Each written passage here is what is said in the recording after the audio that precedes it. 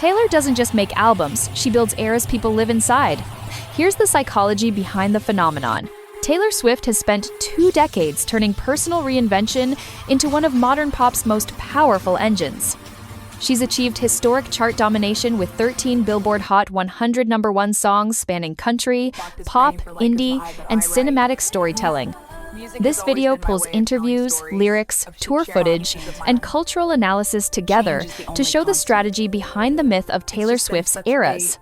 Taylor's career isn't a series of disconnected albums, it's a sequence of intentional identity cycles. Phase 1. Intimacy. Her early country beginnings on Taylor Swift and Fearless made her relatable and authentic. Phase 2. Expansion with Red and 1989, she stretched into pop and global cultural presence, taking risks with sound and image. Phase 3. Control Reputation reframed media narratives, asserting her voice over external storytelling. Phase 4. Cultural layering. Later projects like Folklore, Evermore, and Midnights show a blending of artistic worlds, indie, storytelling, and personal mythology. Each era shifts tone, fashion, cadence, and fan interaction, and rewires how audiences feel about her.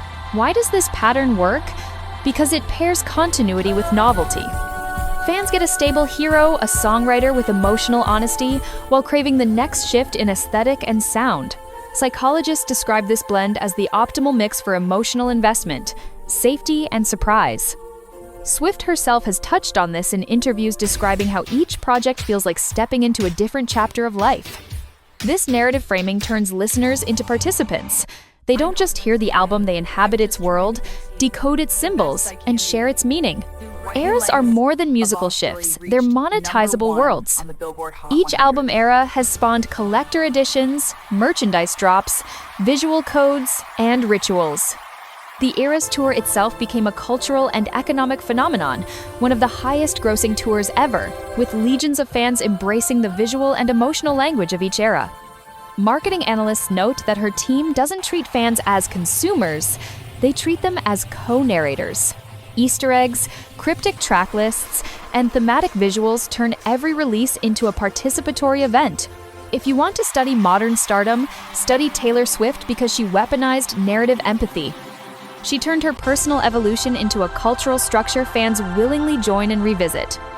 If you want a breakdown of how to design an era for a brand, comment era below and hit subscribe for more deep dives.